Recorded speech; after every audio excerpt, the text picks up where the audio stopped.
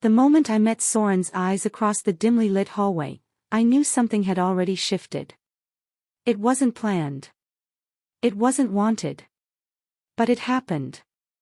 My husband Thane's son, his presence in this house should have meant nothing to me. He was just another person under this roof. But that look, steady, measuring, not like a son looking at a stepmother, froze me in place. I remember that day too clearly.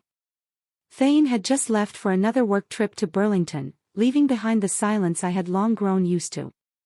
The house had always felt too big, too empty, filled with carefully chosen furniture and expensive decor but lacking something intangible: warmth, intimacy, connection. I busied myself with routine tasks, hoping distraction would push away the unsettling feeling from earlier, but it lingered. I could still feel Soren's gaze, the way his presence changed the air between us. It wasn't an accident. It wasn't meaningless. As I passed through the living room, I caught Soren standing near the bookshelf, his arms crossed, his body relaxed. But there was something in the way he looked at me that made my pulse race, not in fear, not in disgust, but in something far more dangerous: recognition. He knew. He sensed it too. I turned away quickly, but the damage was done. It was already inside my mind, growing, twisting, waiting. It started small, subtle shifts in awareness. The way I noticed when Soren was home. The way his movements caught my attention in ways they shouldn't have. The way silence between us was no longer neutral but charged. I told myself it was nothing, that I was imagining things, that after years of Thane's indifference, I was simply mistaking normal human attention for something else. But normal attention didn't make my skin prickle like that. It didn't make my thoughts wander to places they shouldn't. The real moment, the irreversible one, came days later. I was in the kitchen, mindlessly rinsing a glass, when I felt Soren enter the room. I didn't need to look. I could feel it, that same awareness, that same presence. The hairs on my arms stood up before I even turned my head. He walked to the fridge, opened it, grabbed a bottle of water, a normal action, something I'd seen 100 times before.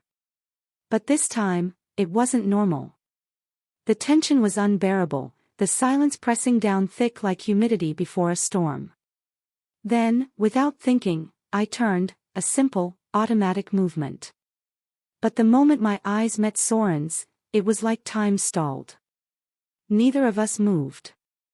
The air between us held something unspoken but undeniable. I should have looked away. I should have stepped back. But I didn't. He didn't either. For the briefest second, there was something like a dare in Soren's expression, a test. Would I acknowledge what was happening? Would I pretend it wasn't there? I dropped my gaze first, not out of shame, not out of fear, but because looking any longer would have been an answer, and I wasn't ready to give one. I turned back to the sink, my hands trembling slightly as I rinsed the glass again, even though it was already clean. But I knew, this was not over. This was just beginning. I told myself I was imagining things, that I was reading too much into moments that didn't mean anything. But deep down, I knew better. I became hyper-aware of Soren's presence in the house. Every movement, every glance, every accidental brush of proximity felt amplified. Thane's absence only worsened it. The space he left behind wasn't just physical, it was emotional. And I had spent so many years pretending that I didn't feel the void. Until now. That morning, I forced myself to act as if everything was normal. I went through the motions: coffee, emails, laundry. But my hands were clumsier than usual, my mind unfocused. I couldn't stop replaying that look from the night before, the way Soren had held my gaze, the way I had felt my stomach twist in response. It wasn't supposed to be like this. Soren wasn't supposed to affect me.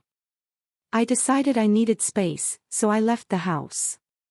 I drove to the grocery store in Asheville, wandering through the aisles longer than necessary, picking up things I didn't even need, anything to delay going back.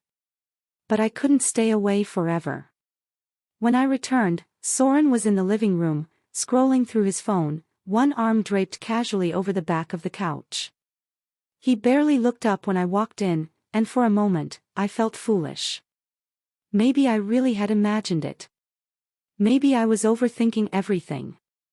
Then, as I passed by, Soren's voice cut through the silence. "Did you need help with anything?" I paused, my heart stuttering slightly at the way he asked. The words were harmless. The tone wasn't. I turned, meeting Soren's gaze. "No, I got it." A beat of silence stretched between us. Neither of us moved. Then Soren nodded, as if accepting some unspoken agreement, and returned his attention to his phone. But I felt it, the shift, the confirmation that I wasn't imagining anything. That night, I barely slept. I lay awake, staring at the ceiling, my thoughts tangled, my body tense. I hated the way my mind kept circling back to Soren, to his voice, to the way he looked at me.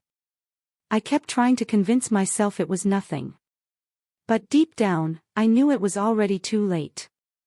The next morning, I woke up early, hoping to avoid Soren. I busied myself in the kitchen, fixing breakfast, keeping my hands moving. But as I reached for a glass in the cabinet, I miscalculated, knocking it over. The sharp sound of shattering glass echoed through the room. I froze, cursing under my breath. Within seconds, I heard footsteps. Then Soren was there, stepping into the kitchen, his eyes immediately locking onto the broken glass. "Are you okay?" His voice was low, slightly rough with sleep. I swallowed, nodding. "Yeah, just clumsy." Soren crouched down, reaching for the larger shards before I could stop him. I grabbed Soren's wrist, my fingers pressing against his skin, a mistake. The moment we touched, a jolted awareness shot through me. I felt Soren's muscles tense beneath my fingertips. For a second, one dangerous, reckless second, neither of us moved. Then, just as quickly, I let go. Soren didn't say anything. He didn't have to. The air between us said enough. He straightened, tossing the broken pieces into the trash, then, without another word, he turned and left. I stood there, my hands still tingling from where I had touched Soren, my pulse hammering. This was no longer something I could ignore. This was real, and I had no idea how to stop it. I should have left the room. I should have gone upstairs, locked myself away, and waited for the moment to pass. But I didn't. I stayed. Soren had left the kitchen, but his presence lingered, like the scent of something warm and forbidden. My hands still tingled from where I had touched Soren's wrist, and my mind kept replaying the way his muscles had tensed beneath my fingers. It was nothing, a second, a reaction. So why couldn't I breathe normally? I forced myself to move. I swept up the last fragments of glass, wiped down the counter, as if I could erase the moment along with the mess. But my hands were clumsy, my grip too tight around the sponge, my pulse uneven. This couldn't happen. I couldn't let it. By the time I walked into the living room, I had convinced myself that the tension was in my head, that if I just ignored it, it would go away. But then I saw Soren. He was standing near the bookshelf, flipping through one of Thane's old books. His body was relaxed, his expression unreadable. But when I entered, Soren looked up, and in that instant, I knew he felt it too. I froze, my fingers tightening around the dish towel in my hand. I should have looked away. I should have turned around. But I didn't.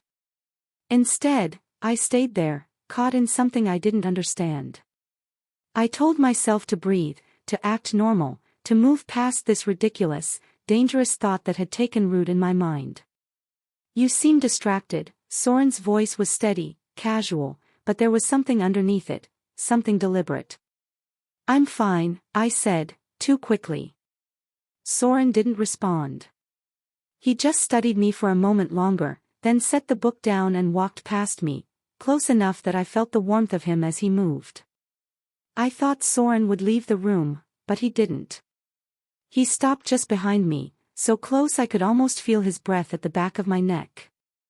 I swallowed, my entire body on high alert. You sure? Soren's voice was quiet, measured. I turned slightly, just enough to see Soren's face, and for the first time, I let myself acknowledge what was happening. I wasn't imagining this. This wasn't one-sided. The air between us was thick with something I didn't have a name for, something dangerous. I should have walked away. I should have created space, thrown up a wall, anything. But I didn't. Instead, I just stood there, and in that moment, before I could think, before I could stop myself, Soren moved. It wasn't fast. It wasn't desperate. It was slow, intentional, a shift forward, the briefest lean toward me. And before I even had time to process it, Soren's lips brushed against mine. A mistake. A single, irreversible mistake. The moment Soren's mouth touched mine, every warning, every logical thought vanished. It was just a second, just the softest press of lips, but it shattered everything. I jerked back, as if burned, my breath coming too fast, my hands shaking. Soren's expression was unreadable. He didn't move. He didn't speak. And then, just as quickly as it happened, Soren stepped back. I should go, he murmured, and then he did, leaving me standing there, my world completely undone. I gripped the counter, my breath still uneven. I tried to convince myself it meant nothing, that it had been a mistake, an accident, something that wouldn't happen again. But the truth sat heavy in my chest. It wasn't an accident. And it would happen again. Because now, neither of us could pretend anymore. Because now, the line had already been crossed. I didn't leave the house for the next 2 days. I told myself it was because I was busy, that I had errands to do, emails to catch up on, chores that had been piling up.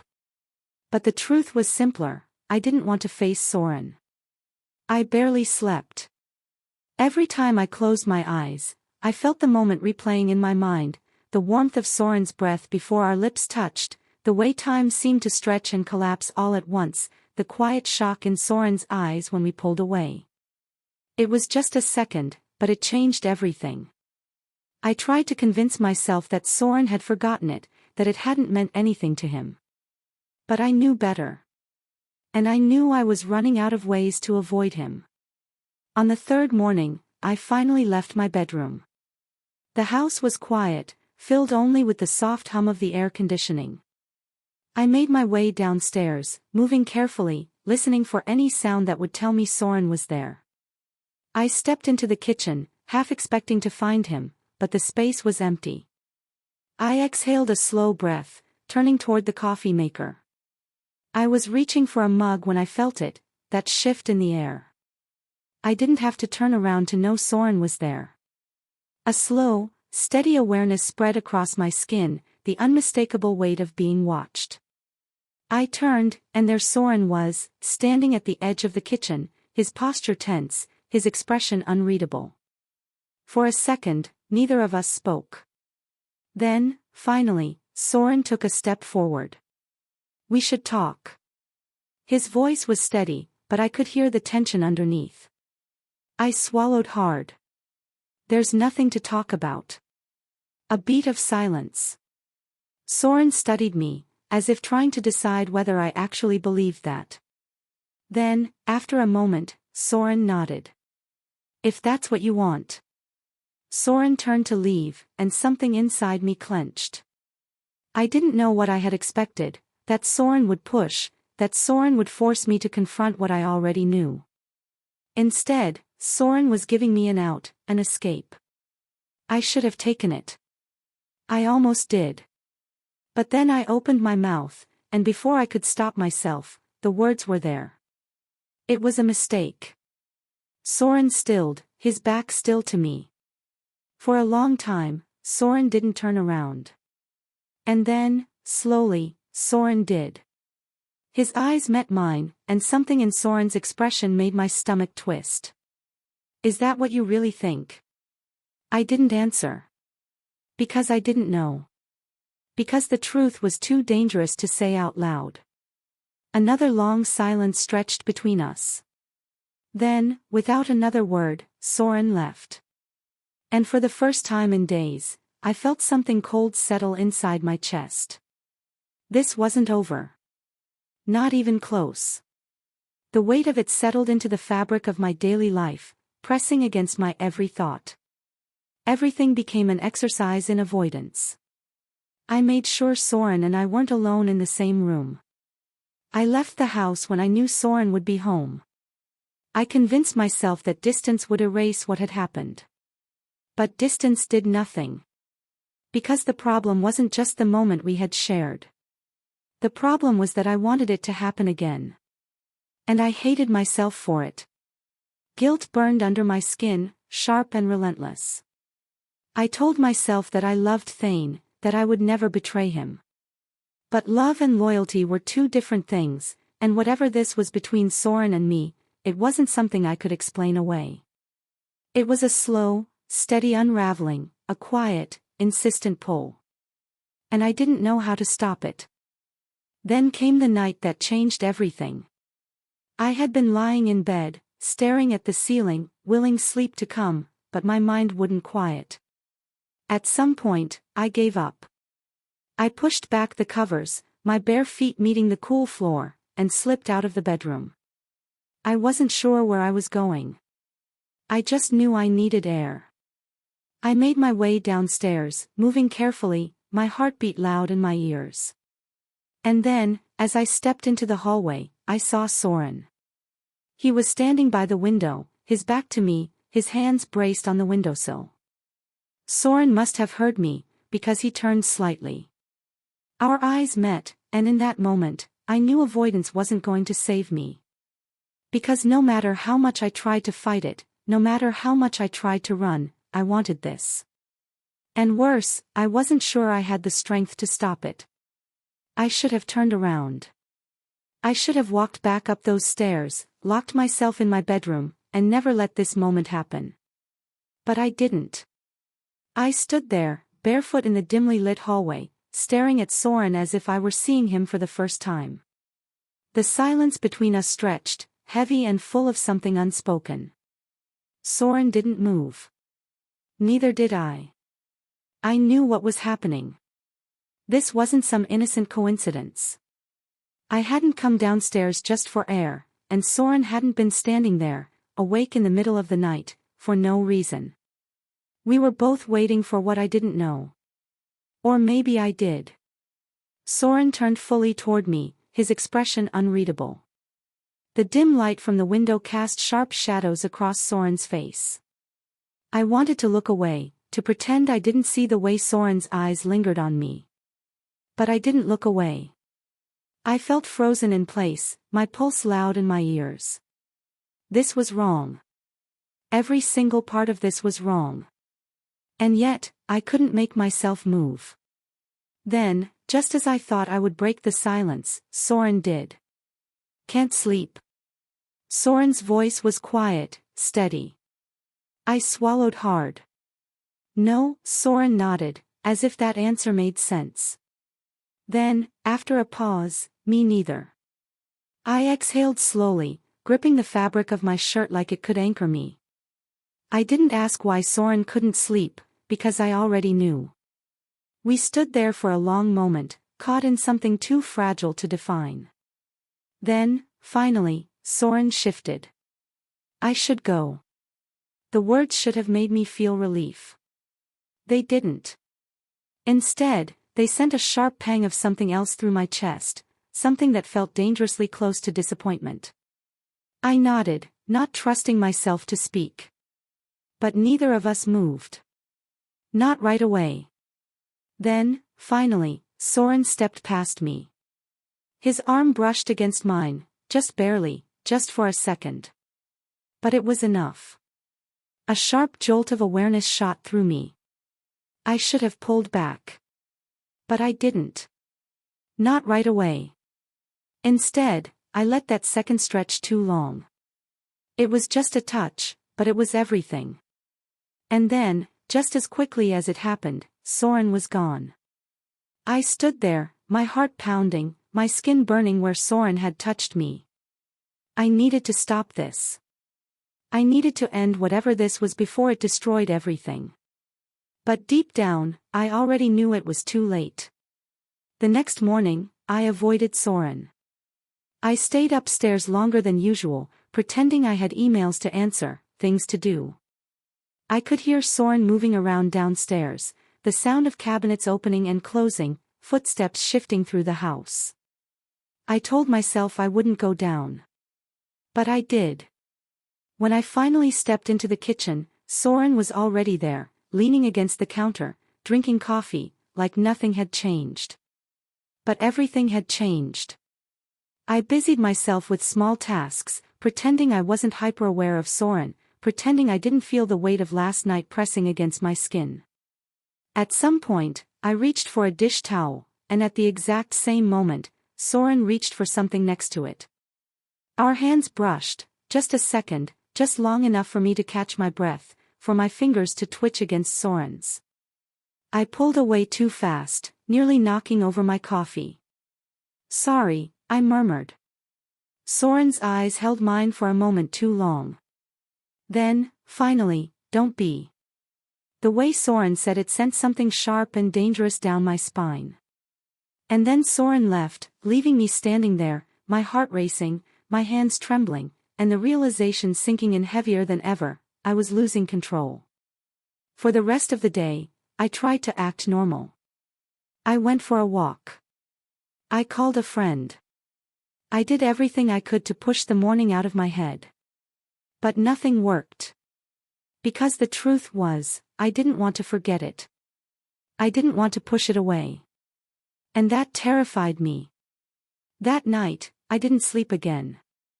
I lay in bed, staring at the ceiling, my thoughts tangled, my chest tight. At some point, I got up.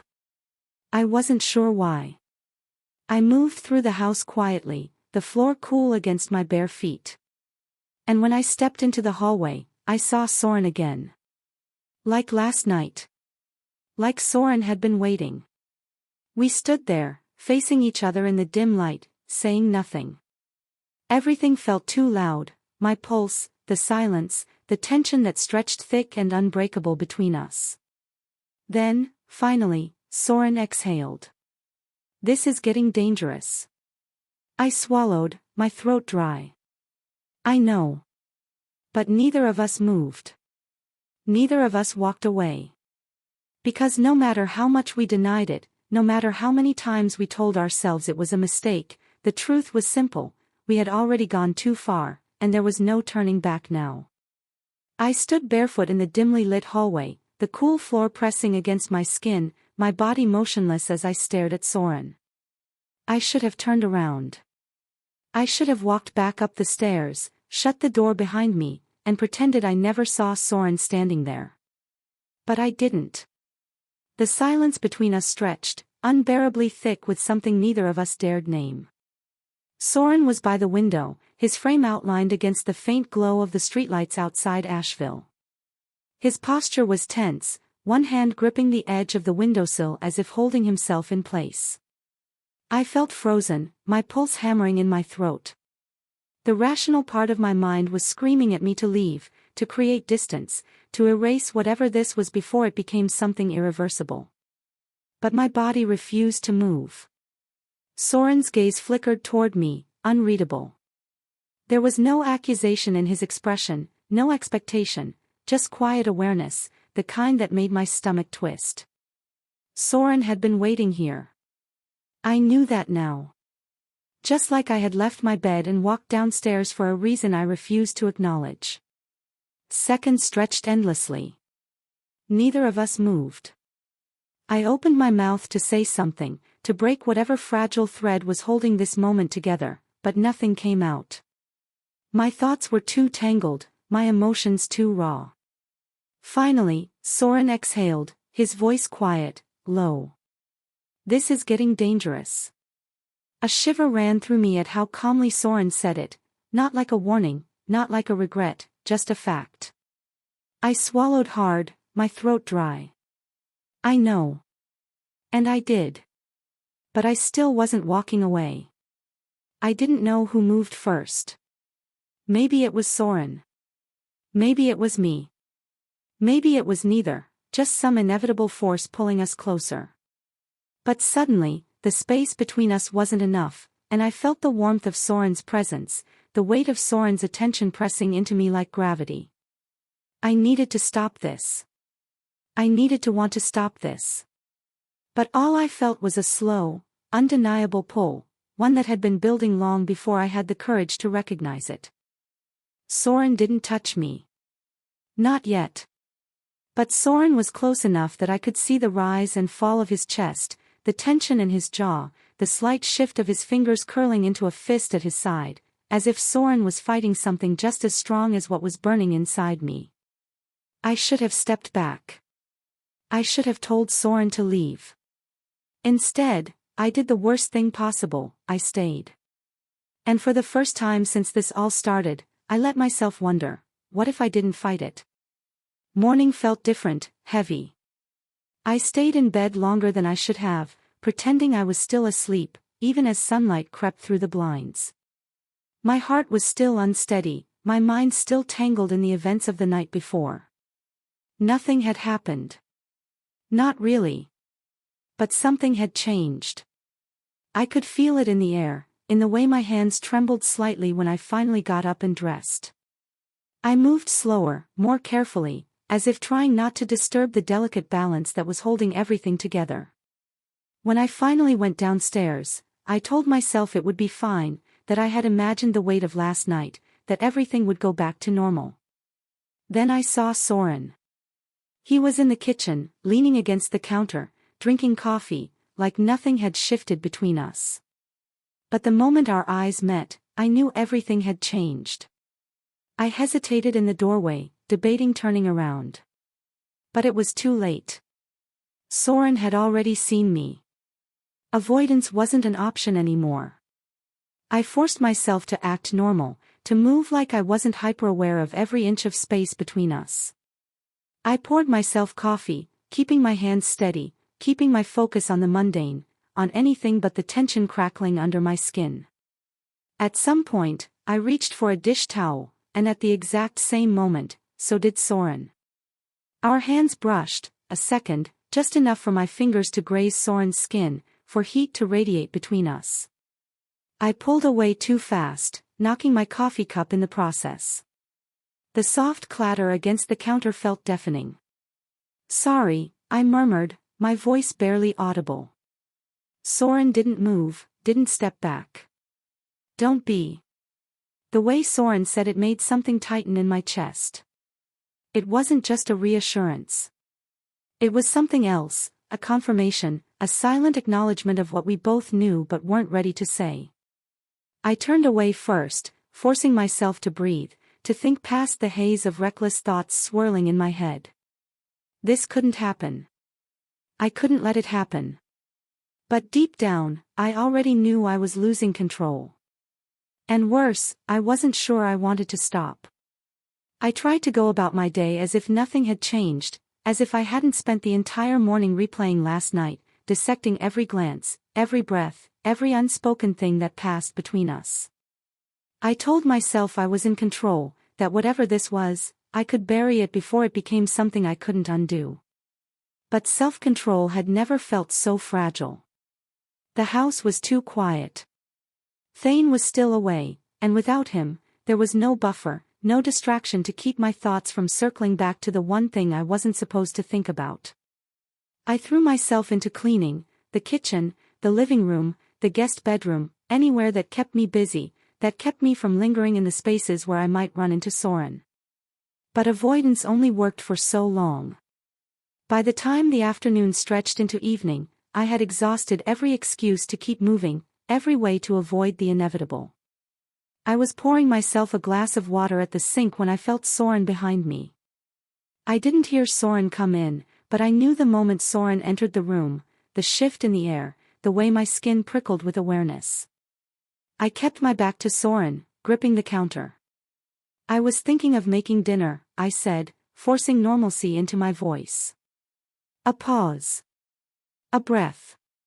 Okay. That was it. Just one word. But it landed differently, as if Soren knew exactly why I was talking, why I was pretending to be absorbed in something as simple as dinner. I turned, keeping my expression neutral. Are you hungry? Soren was leaning against the doorframe, arms crossed, watching me with an expression that made my stomach tighten. Not really. I swallowed, looked away. The silence stretched again, charged and dangerous. This wasn't working, the avoidance, the pretending, the forced normalcy. I needed to put distance between us, needed to step out of this moment before it swallowed me whole. I moved past Soren, rushing by on my way to the fridge, but the space between us was too small, the air too thick. Our arms grazed, a whisper of contact, but it sent a shockwave through me. I heard Soren's breath catch. I shouldn't have stopped. I should have kept moving. But I didn't. I turned, and suddenly we were too close. Neither of us moved, but the weight of it was unbearable. I don't think this is a good idea, I whispered, barely recognizing my own voice. Soren didn't answer right away, but he didn't step back either. Neither did I. And then, before I could think, before I could remind myself of all the reasons this was wrong, Soren kissed me. It wasn't rushed. It wasn't desperate. It was slow, deliberate, a decision, not a mistake. And I let him. For a second, just one, I let myself not think. I let myself forget everything, who I was, who Soren was, what this would mean. But reality crashed back too fast. I pulled away, my breath unsteady, my hands gripping the counter behind me as if it could anchor me. This can't happen, I said, but the words were weak. Soren's eyes searched mine, but he didn't argue, didn't try to convince me otherwise. Soren just exhaled slowly and nodded once before stepping back. Then, without another word, Soren turned and left. And I was alone. But the damage was already done. I had crossed a line, and I wasn't sure I could go back. That night, I lay awake, staring at the ceiling, my heart still pounding, my lips still tingling from the weight of a kiss I wasn't supposed to want. I kept telling myself it had been a mistake, that I would forget it, move past it, fix it before it became something irreversible. But deep down, I knew the truth, I didn't want to forget. And that terrified me more than anything. Sleep didn't come that night. I lay still, staring at the ceiling, my mind replaying the moment over and over, the warmth of Soren's breath before our lips touched, the way my pulse had pounded so hard I thought it might shatter me. I had told myself I would never let it go this far, that I could stop it before it became something real. But I had let Soren kiss me. And worse, I had kissed Soren back. The guilt settled in deep, twisting inside me like something alive.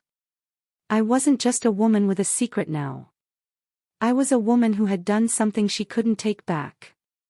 By morning, my body felt heavy, my thoughts sluggish from lack of sleep.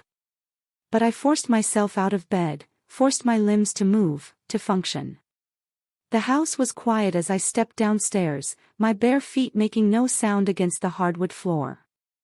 I told myself I wouldn't see Soren, that I could go about my morning like nothing had happened. But as I reached the kitchen, I stopped. Soren was there. Soren stood by the counter, his back to me, his shoulders tense. Soren hadn't heard me come in yet, and for a split second, I could pretend that we were still who we were before the kiss, before the weight of it settled between us. But the moment passed too quickly. Soren turned, and the instant our eyes met, I felt it all over again. The silence stretched, thick and suffocating. I should have said something. I should have acknowledged it, ended it, set the boundary that should have been there all along. But I didn't trust myself to speak. Instead, I moved past Soren, reaching for the coffee pot, my hand steady even as my pulse raced. Soren didn't move, didn't say a word. And maybe that was worse, the absence of words, the absence of excuses. It meant that this wasn't something either of us could pretend away. I poured my coffee, gripping the mug tighter than necessary, and turned to leave. But just as I stepped past Soren, his voice cut through the silence. "Are we going to talk about it?" I stopped, my breath catching. I should have lied, should have brushed it off as nothing. But instead, I whispered, "No," and that was the moment I realized I wasn't ready to let it go. The days that followed were unbearable. Soren and I avoided each other like strangers, moving through the house like two people pretending they didn't share the same air, the same unspoken truth pressing down on them. I buried myself in distractions, cleaning, cooking, running pointless errands just to escape the house. But no matter where I went, it followed me, the kiss, the feeling of Soren's lips against mine, the knowledge that I couldn't take it back. And the worst part? I didn't want to take it back. That night, I stood by my bedroom window, staring out at the quiet streets of Asheville below. Thane would be home soon. The thought should have brought relief, should have grounded me. But instead, it felt like a countdown to something I didn't understand. Because once Thane was home, everything had to go back to the way it was, didn't it? A soft knock at my door made my breath hitch. I turned, my heart pounding, knowing before I even opened it who I would find. Soren stood in the dim hallway, his face unreadable. We didn't speak. We didn't have to. Because in that moment, the truth hung between us, too heavy to ignore. We had already gone too far, and neither of us knew how to stop. I didn't let Soren in. I couldn't. The air in the hallway was thick with something unspoken, something dangerous. But I knew the second I opened that door fully, the world as I knew it would shatter. So I did the only thing I could. I stood there, gripping the edge of the doorframe so tightly my knuckles ached, forcing my voice to be stronger than I felt. "You shouldn't be here." The words felt weak, even as I said them, because I didn't sound like I meant them. And Soren knew it. I could see it in Soren's eyes, the way they searched mine, looking for something I wasn't ready to admit. For a long moment, Soren said nothing, just stood there, his hands shoved into his pockets, his body too still, too tense. Then, finally, a slow exhale. "I know." And then Soren turned and walked away. I shut the door before I could do something reckless, before I could call Soren back, before I could forget all the reasons why this was wrong. I leaned against the wood, my heart hammering, my breath coming too fast. What was happening to me? What had I allowed? This wasn't just a mistake anymore. This was something I didn't know how to stop. I spent the next day pretending that moment hadn't happened. I made coffee, I answered emails, I went for a long walk just to be anywhere but inside that house. Thane was due home soon, and I thought that maybe, just maybe, his return would fix this, that it would erase whatever had unraveled inside me, whatever had taken root in my chest and refused to let go. But when I came back, I knew I had been lying to myself. The second I stepped inside, the air felt different, charged. I heard footsteps behind me, slow and deliberate. I knew it was Soren before I even turned around. I braced myself, stealing my expression as I faced Soren. "This has to stop." Soren studied me for a moment, his jaw tight, his hands flexing at his sides. Then, "Stop it." The challenge in Soren's voice hit something raw inside me. Soren was waiting for me to be the one to break this, to be the responsible one. But how could I, when I was the one who let it start?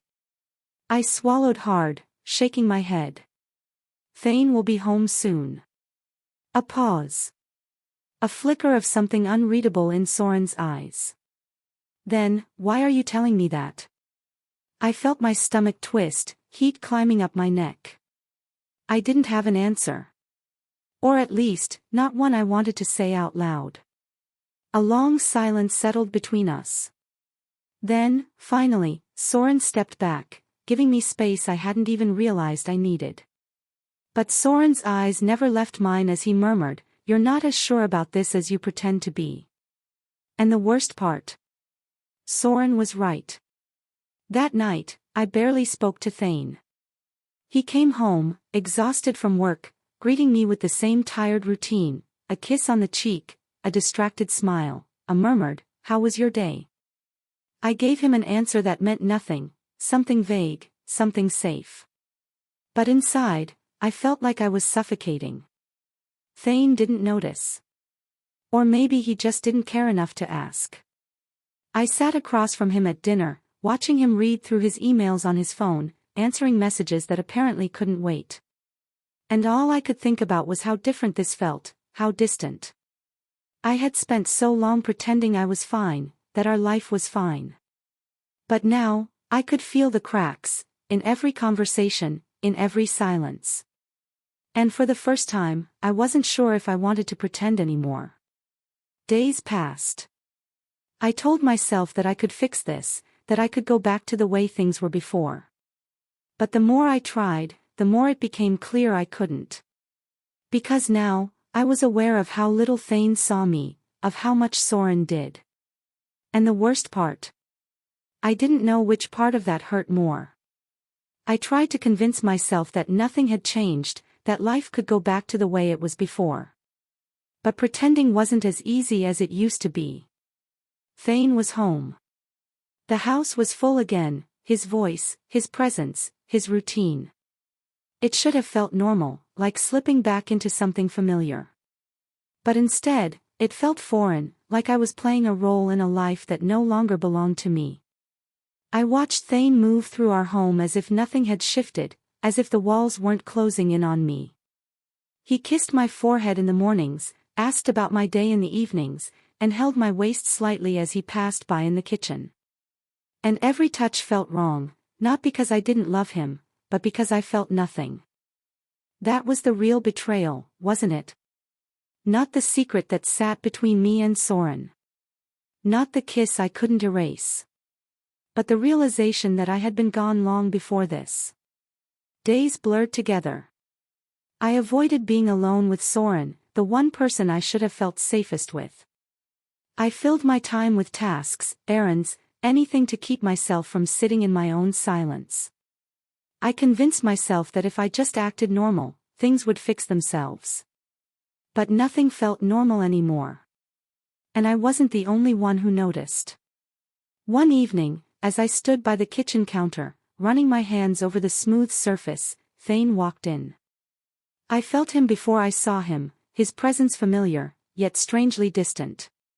For a moment, I expected him to go about his usual routine, grab a drink, check his messages, barely noticing I was there.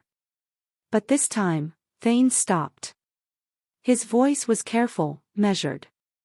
"You've been quiet lately." I kept my back to him, pretending to be focused on a task that didn't exist. "I've just been tired." Silence. A long pause that stretched too far. Then, "You sure that's all it is?" The question made my stomach tighten. I forced a small smile, turning to face Thane. "Of course. What else would it be?" I could tell Thane wanted to press further, there was hesitation in his eyes, a flicker of something uncertain. But then, just like always, Thane let it go. And somehow, that made me feel worse. The weight of it all sat in my chest for days. I told myself I had a choice, that I could bury this, push it down until it became nothing more than a faded memory. But I knew that was a lie. Because every time I passed Soren in the hallway, every time our eyes met, every time our fingers brushed by accident, I felt it, a truth neither of us wanted to admit, a line we had already crossed, and one we couldn't uncross. One night, I found myself standing in the dimly lit living room, staring out the window, watching the streetlights flicker in Asheville. Thane had gone to bed early. The house was quiet, too quiet. I should have followed Thane upstairs. I should have lain beside him, wrapped myself in the familiarity of our bed, let the night pass uneventfully. But instead, I stayed. And then I heard it, soft footsteps behind me. I didn't have to turn around to know who it was. The air shifted, thick with something I didn't have the strength to fight. And for the first time, I let myself ask the question I had been avoiding: had this been inevitable? Was there ever a version of this story where I didn't end up standing here, caught in something I couldn't control? I turned slowly, my pulse loud in my ears. Our eyes met. A silent understanding passed between us. I opened my mouth to say, what, I didn't know. To stop this. To make it worse. But before I could speak, before I could decide, a voice from upstairs, Thane, calling my name. The moment shattered. The tension snapped. I took a step back. So did Soren. And just like that, reality came crashing down. But as I turned away, as I walked toward the stairs and the life I had so carefully built, I knew, this wasn't over. It never had been. And maybe, just maybe, I didn't want it to be.